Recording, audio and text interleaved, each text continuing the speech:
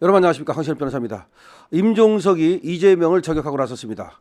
이재명이 부족해서 지난 대선에 패배했다는 것입니다. 따라서 이재명은 평가, 성찰, 시급하다는 겁니다. 임종석이 이거는 완전히 뼈 때리는 이재명 저격입니다. 그냥 감정적인 저격이 아니라 임종석이 이재명을 야곱야곱 밑에서부터 무너뜨리겠다는 겁니다. 다시 말하면 이재명이 나가서는 이길 수가 없다는 지금 평가를 하고 있는 겁니다. 자, 어떻게 평가했는지 보죠. 서울서만 31만 표를 졌다.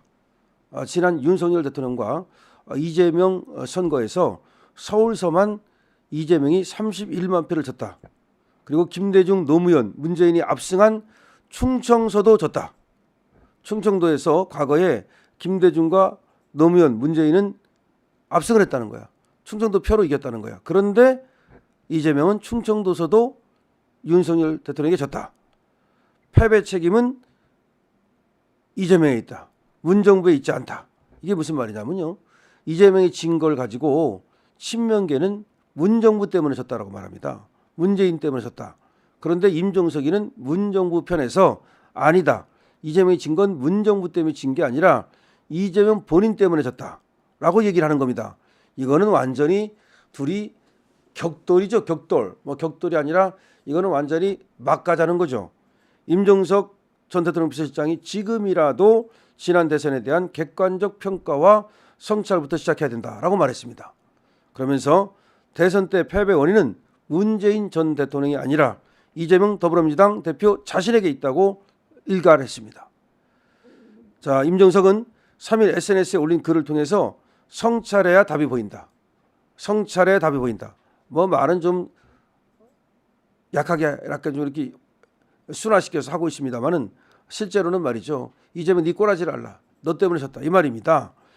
임종석은 진보를 주장하는 사람들에게 흔히 보이는 난점은 옳은 것과 그른 것의 차이가 결과에 그대로 반영될 거라고 맹신하거나 혹은 결과의 차이가 커야 한다는 비현실적인 인식이라면서 상대가 최선을 다하면 결과가 비슷할 수도 있고 우리의 약점이 두드러지면 결과는 뒤집힐 수도 있는 것이 실제하는 현실이다. 이렇게 얘기를 했습니다.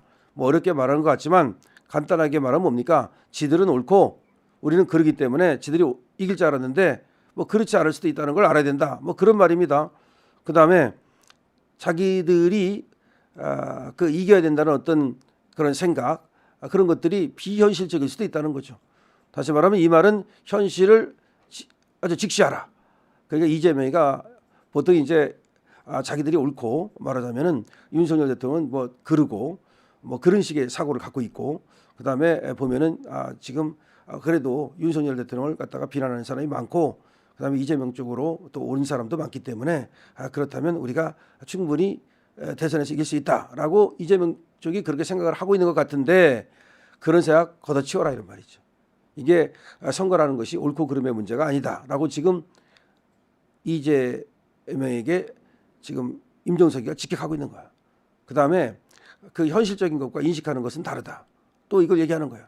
그렇게 지금 보이는 것과 진짜는 다를 수가 있다. 또 그런 얘기를 하고 있는 겁니다. 그다음에 임종석은 또 이런 말을 했습니다. 0.73% 차이로 이재명이 윤석열 대통령에게 패배한 지난 대선에서 상대는 30대 젊은 표를 세우고 대선 후보를 밖에서 영입하고 막판 단일화까지 하면서 안간힘을 다했다. 우리도 그렇게 간절했는가? 이게 무슨 말이야? 우리 상대라는 것은 우리 보수를 말하는 거야. 우리 보수에서 30대 젊은 대표, 이건 이준석을 세웠던 걸 말하는 거고 그다음에 대선 후보를 밖에서 영입하고 그렇죠. 윤석열 대통령을 밖에서 영입했잖아요. 그래서 막판 단일화까지 또 했잖아요. 안철수하고. 그러면서 우리는 안간힘을 다했는데 우리 쪽은 근데 자기 쪽 지금 이재명 쪽은 최선을 다했는가? 지금 그런 문제를 제기하고 있는 거야. 어떻게 보면 말이죠. 맞아요. 우리가 지난 대선에서는 우리가 최선을 다했어요. 문재인 정부에 지글지글해가지고서 우리가 안간힘을 다했어요. 그래가지고 사실은 어떻게 보면 이준석이 당대표가 됐던 것도 물론 이준석이 당대표 된 것이 결과적으로는 잘 된 것은 아니지만 어쨌든 보수가 변화하기 위해서 이준석을 세웠다는 말도 있습니다. 자, 어쨌든 그렇게 됐고 그다음에 윤석열 검찰총장은 원래 우리 쪽 안에 있던 사람이 아니잖아요. 근데 밖에서 영입을 해가지고서 그야말로 우리가 저쪽을 꺾기 위해서 최선을 다했잖아요. 마지막에 또 윤석열 대통령이 또 그 당시 후보가 상당히 결단을 내려가지고 안철수하고 단일화를 이뤘잖아요. 이런 것들이 결국은 우리가 승리하는 그런 요인이 됐는데 지금 임종석이는 그 점을 지적하고 있는 거야. 과연 그렇게 민주당이 우리 상대 우리 국힘처럼 그렇게 간절하게 이기기 위해서 최선을 다했는가라고 지적을 하고 있습니다. 그다음에 이 점이 아마 이제 이재명한테는 굉장히 기분 나쁘고 또 상당히 아픈 지점이 될 건데 서울에서만 31만 766표를 졌다. 민주당이 서울에서 지고도 전국 선거를 이길 수 있을까? 김대중, 노무현, 문재인 후보는 모두 충청에서 압승했다. 왜 이재명 후보는 충청에서 졌을까? 서울에서도 졌고 그리고 충청에서도 이재명이 졌다. 근데 이렇게 하고도 이길 수가 있겠느냐? 왜 이재명은 이렇게 충청에서 졌겠느냐? 서울에서 졌겠느냐? 그런 문제를 제기하는 겁니다. 결국 근데 이거는 이재명이 그만큼 후보로서 득점력이 없다는 걸 말하는 거야. 이재명을 갖고는 안 된다는 얘기를 이렇게 지금 돌려서 하고 있는 겁니다. 우리도 절실하게 통합과 연대에 적극적이었나? 행정수도 이전과 같은 공약은 있었나? 라고 거듭 주장을 했습니다. 그다음에 임종석은 민주당은 공식적 대선 평가를 하지 않았다. 정확히는 하지 못했다. 곧바로 2달 뒤에 이재명 후보가 인천 계양에 출마했고 다시 2달 뒤에 당대표가 되었기 때문이다. 그러면서 임종석은 대선 패배의 책임은 이재명 본인에게 있다며 지금이라도 대선에 대한 평가와 성찰이 시급하다. 패배에 대한 정치적 책임은 문재인 정부에게 떠넘겨졌고 지금도 문재인 정부 탓을 하고 있다. 그런데 문재인 대통령 임기 말 지지율이 40%를 넘었고 역대 유일하게 레임덕이 없는 정부였다는 사실에는 눈을 감아버렸다. 이재명 후보가 부족했고 당의 전략이 부재했음을 온전히 받아들여야 비로소 이기는 길이 보일 것이다. 민주당이 국민의 선택을 받아야 윤석열 심판이 완성되는 것이다. 이번에는 우리가 더 절실하다. 이런 식으로 썼는데요. 아주 임종석이가 작심하고 쓴 글입니다. 근데 보면은 민주당의 승리를 위해서 이렇게 해야 된다라는 걸로 보이고 아주 어퍼머티브한 긍정적인 어떤 그런 메시지를 주는 것 같지만 사실은 여기에 숨어 있는 것은 독이 숨어 있습니다. 여기에 지금 독침이 숨어 있습니다. 이렇게 쓰면서 사실은 이재명이가 열심히 안 하고 있다. 이재명이 나태하다. 이재명 갖고 이길 수 있겠는가? 이런 얘기를 하고 있고요. 그다음에 이재명이 과연 서울에서 충청에서 어떤 소구력, 득점력이 있는가라는 문제를 제기하고 있는 겁니다. 지금 윤석열 대통령 지지율이 이제 서울에서도 잘 나오고 있고 그다음에 대전, 세종, 충청에서도 잘 나오고 있거든요. 대전, 세종, 충청이 지금 변하기 시작했습니다.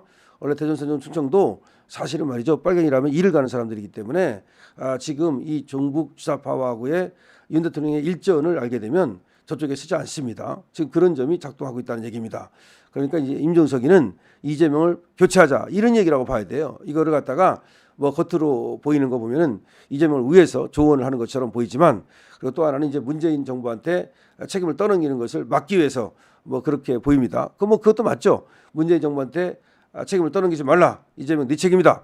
이 얘기 이제 하는 것으로 보는데 어쨌든 이 속에는 더 깊이 들어가면 후보를 바꾸자는 말, 이재명 갖고는 안 된다는 말이 이 안에 들어있다고 봐야 됩니다. 왜냐하면 우리 우파는 말이죠. 이기기 위해서 밖에서 후보까지 영입하는 그런 노력을 했는데 과연 민주당은 이기기 위해서 무엇을 하고 있는가? 이재명이 안일하게 지금 사후 리스크가 있음에도 불구하고 저렇게 가만히 있는 거 아닌가? 여기 사후 리스크라는 말만 안 했을 뿐이야. 사후 리스크라는 말을 했으면 이건 완전 이재명 제끼자는 말이 되는데 그러면 약간 부담이 되니까 임종석도 그 말은 안 하고 나머지 싹 돌려가지고 당을 위하는 척하면서 사실은 이재명을 갖다 저격한 겁니다. 민주당 분열은 가시화되고 있습니다. 아무래도 이재명이가 이제 후달릴 것 같습니다.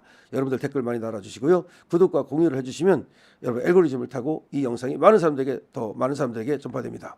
강신업 TV입니다.